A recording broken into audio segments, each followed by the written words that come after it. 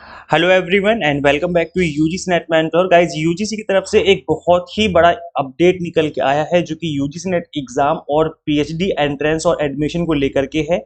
अब तक का सबसे बड़ा चेंज है ये यूजीसी नेट एग्जाम और पीएचडी एंट्रेंस एग्जाम को लेकर के।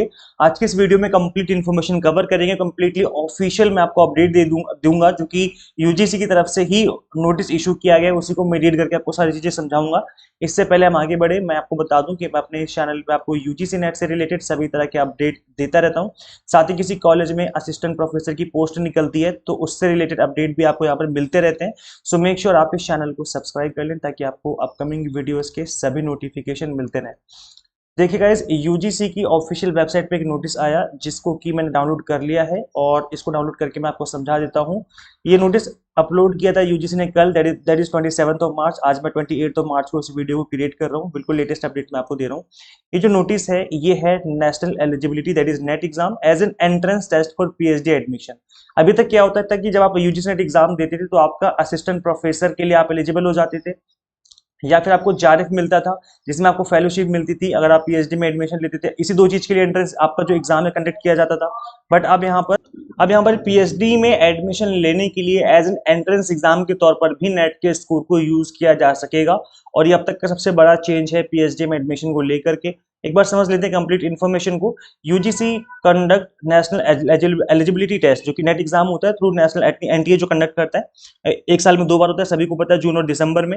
और जो नेट का स्कोर है करेंटली अभी क्या होता है, या तो आपको जेआरएफ के लिए अवार्ड किया जाता है या फिर आपको एज एन अपॉइंटमेंट के लिए आप एलिजिबल हो जाते हो असिस्टेंट प्रोफेसर के लिए जिनके पास मास्टर डिग्री होती है। अभी तक यही हो रहा था। बट अब यहाँ पर क्या हो रहा है, देखो अलग अलग यूनिवर्सिटीज में क्या होता है कि एंट्रेंस टेस्ट कंडक्ट होता है पीएचडी एडमिशन के लिए, है ना। सो यहाँ पर क्या होता है, स्टूडेंट्स को मल्टीपल एग्जाम देने पड़ते हैं। नेट का एग्जाम भी दे के पास हो जाओ तो भी कोई फायदा नहीं होता, आपको पीएचडी एंट्रेंस फिर भी देना ही पड़ता है। तो इन चीजों को बचने के लिए यहाँ पर नेशनल एजुकेशन पॉलिसी एनईपी 2020 के अंदर कहा गया था कि यूजीसी जो है एक्सपर्ट कमेटी बनाएगी जो कि रिव्यू करेगी नेट के प्रोविजंस को और उसके अकॉर्डिंग फिर डिसीजन लिए जाएंगे कि क्या कुछ हो सकता है एंट्रेंस एग्जाम को लेकर के पीएचडी में। तो यहाँ पर एक कमेटी बनी थी और इसकी कमेटी की रिकमेंडेशन में जो 578th मीटिंग हुई थी held on 13 March 2024, UGC has decided that from the academic session 2024-25, मतलब जो अभी सेशन चल रहा है ना, इसी सेशन की बात की जा रही है। तो इसमें क्या होगा, अब जो है नेट का स्कोर यूज कर पाएंगे in place of entrance test. और अब एंट्रेंस टेस्ट ना लेकर के आप नेट के स्कोर के बेस पर भी पीएचडी में एडमिशन दे पाएंगे जितनी भी यूनिवर्सिटीज और एचईआईज है इंडिया में।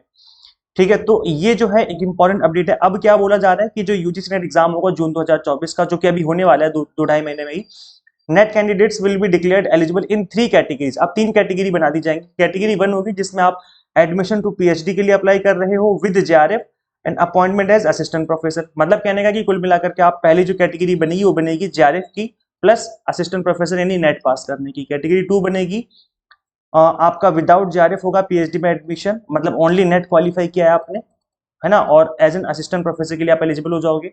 और थर्ड कैटेगरी बनेगी आपकी जिसमें आप only eligible for PhD admission program only, और ना तो आप जेआरएफ के लिए अवॉर्ड किया जाएगा ना ही आपको असिस्टेंट प्रोफेसर के लिए एलिजिबल बनाया गया है। केवल आपका जो स्कोर है वो पीएचडी एडमिशन के लिए आप यूज कर पाएंगे। तो अब जो है नेट की वैल्यू बढ़ जाएगी और देखना अब जो है नेट में काफी सारे स्टूडेंट्स अपीयर करना स्टार्ट कर देंगे। बिकॉज अभी तक क्या होता था, सपोज करो अगर किसी ने नेट पास नहीं किया तो वो क्या करता था, पीएचडी का एंट्रेंस एग्जाम देता था, एंट्रेंस एग्जाम देके पीएचडी में एडमिशन ले लेता था। अब क्या, एंट्रेंस एग्जाम क्योंकि होगा नहीं तो अब क्या होगा, अब नेट में ही उसको नेट एग्जाम ही देना पड़ेगा। अल्टीमेटली नेट में अच्छा स्कोर लाना पड़ेगा जिसके बेस पर पीएचडी में एडमिशन होगा। अब यहाँ पे इन्होंने इस नोटिस में ये कहीं भी नहीं बताया कि कितना स्कोर लाना है, पीएचडी में एडमिशन लेने के लिए कितना स्कोर लाना है। जैसे नेट जेआरएफ में होता है तो आई थिंक कट ऑफ आएगी, कट ऑफ के अकॉर्डिंग ही ये हर साल पता लगेगा कि कितनी कट ऑफ गई है इस बार पीएचडी में एडमिशन की। तो वो जो चीजें हैं वो आपको रिजल्ट के साथ पता चलेंगी और मे भी शायद जब इन्फॉर्मेशन बुलेटिन आएगा तब आपको पता चलेगा। तो गाइस अब 3 कैटेगरी बन चुकी हैं जैसे कि आप देख पा रहे हो, category 1, category 2 and category 3। 3 category है। पहली कैटेगरी है जिसमें आप जेआरएफ अवार्ड किया जाएगा आपको, आप असिस्टेंट प्रोफेसर नेट भी आपने पास कर लिया है प्लस पीएचडी में एडमिशन भी आपका हो पाएगा। Number 1 category that is superior category होगी जिसमें आपने तीनों चीजें क्वालिफाई कर ली होंगी, नेट भी, जेआरएफ भी और पीएचडी में एडमिशन भी आप एलिजिबल हो जाओगे। नेक्स्ट कैटेगरी 2 बनेगी।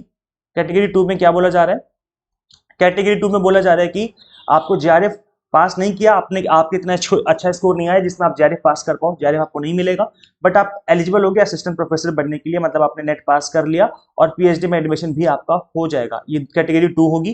कैटेगरी 3 होगी जहां पर आपको ना तो आपने जेआरएफ पास किया, इतना अच्छा आपका स्कोर नहीं था, ना ही आपने असिस्टेंट प्रोफेसर के लिए आपको एलिजिबल किया जाएगा, और यहाँ पर केवल और केवल पीएचडी में आप एडमिशन ले पाओगे। आपका एटलीस्ट इतना स्कोर आ गया कि आप पीएचडी में एडमिशन ले पाओ। तो अब ये 3 कैटेगरी बनेगी, और इस 3 कैटेगरी के अकॉर्डिंग जो है आपका स्कोर कार्ड बनेगा जब आपका रिजल्ट आएगा यूजीसी नेट का। ठीक है। बाकी देखो, जेआरएफ जिन्होंने क्वालिफाई कर लिया उनका डायरेक्ट एंट्रेंस एग्जाम होगा, मतलब डायरेक्ट इंटरव्यू होगा, सॉरी, केवल इंटरव्यू होगा, और उसके बेस पे आपका एडमिशन हो जाएगा पीएचडी में।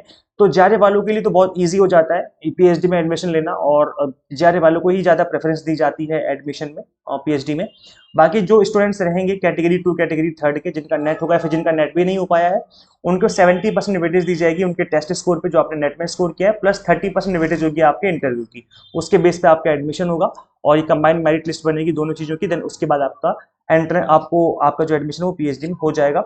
तो ये गाइस, बाकी जो इन्होंने बोला है कि नोटिफिकेशन जब आएगा, इन्फॉर्मेशन बुलेटिन जब इशू करेगा एनटीए नेट जून 2024 वाला, तो उसमें काफी डिटेल में बताया जाएगा आपको कि और जो है किस तरीके से आपको फॉर्म फिलिंग करनी है, किस तरीके से आपको कैटेगरी चूज करनी है, और क्या कुछ रहेगा। तो अभी डिटेल इन्फॉर्मेशन नहीं आई है, बस अभी तक फिलहाल इतना बताया गया है कि जो चीजें वो होने वाली है जून से अटेम्प्ट में। तो बस अब कमर कस लो, क्योंकि अब टाइम ज्यादा नहीं बचा है। टाइम जितना बचा है, इस बच्चे भी टाइम में भी एग्जाम क्रैक किया जा सकता है अगर आप प्रॉपर प्लान करके स्टडी करो। देखो, एक होता है विदाउट प्लानिंग कि आप कुछ भी पढ़े जा रहे हो, कहीं से भी कुछ भी करे जा रहे हो, तो काफी मुश्किल हो जाता है। मैं तब भी ये भी नहीं कहूंगा कि नामुमकिन है, नहीं, तब भी हो सकता है, बट बहुत ही मुश्किल होता है। बट अगर आप इस बचे हुए टाइम में, जो आपके पास 2.5 से 3 महीने का टाइम बचा होगा, अगर आप प्लान बना करके स्टडी करो, मॉर्निंग में, इवनिंग में, प्रॉपर तरीके से आप डेडिकेटेड तरीके से स्टडी करो, तो इस बचे हुए टाइम में भी एग्जाम क्रैक हो सकता है, डेफिनेटली क्रैक हो सकता है। तो कमर कस लो और इस एग्जाम को जून सेशन में ही अटेम्प्ट करके क्रैक कर दो। बिकॉज क्या होगा, जून के बाद जो दिसंबर 2024 में एग्जाम होगा, उसमें जो है आपका सिलेबस चेंज होने के चांसेस हैं, माइनर चेंजेस होंगे सिलेबस में। देन उसके बाद फिर आपको नई चीजें पढ़नी पड़ेंगी। अभी क्या आपको नई चीजें नहीं पढ़नी पड़ेंगी, जो अभी आप पढ़ रहे हो वही आएगा, और उसी के बेस पर आप एग्जाम क्रैक कर लो। बहुत अच्छा टाइम है अभी, और इस एग्जाम को फर्स्ट अटेम्प्ट में क्रैक किया जा सकता है अगर आप एग्जाम टारगेटेड स्टडी करो। Exam targeted in the sense कि जिस तरीके से एनटीए क्वेश्चन पूछता है उस तरीके से चीजों को प्रिपेयर किया जाए। तो इन चीजों को ध्यान में रख करके हम आपको paper 1 commerce management and political science की तैयारी करवा रहे हैं।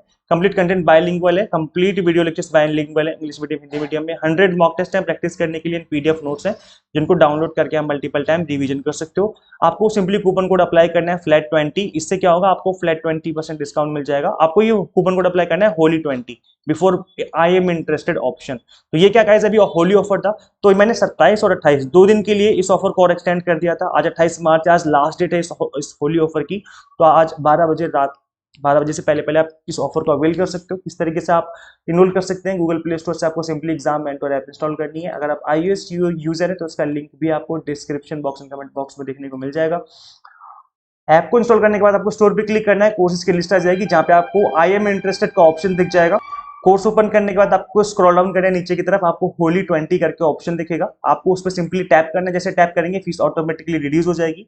उसके बाद आपको आई एम इंटरेस्टेड पे क्लिक करना है। जैसे आप आई एम इंटरेस्टेड पे क्लिक करेंगे, आपके सामने आपके मोबाइल पे टेक्स्ट मैसेज आ जाएगा, या फिर हो सकता है व्हाट्सएप पे भी मैसेज आ जाए, जहां पे आपको पेमेंट का लिंक गिवन होगा। आप उस लिंक पे क्लिक करके जैसे ही पेमेंट करोगे, आप ऑटोमेटिकली कोर्स में ऐड हो जाओगे। दिस इज ऑटो प्रोसेस, जैसे आप फी पे करोगे आप ऑटोमेटिकली कोर्स में ऐड हो जाते हो। साथ ही आपको एक फ्री रिसिप्ट जनरेट होकर आपको ऐप के अंदर ही मिल जाती है आपको। सो ये कंप्लीट प्रोसेस है। Thank you so much for watching this video. Share this video with all NET aspirant guys. मिलते हैं फिर नेक्स्ट वीडियो में। Till then keep watching UGC NET mentor. Thank you so much.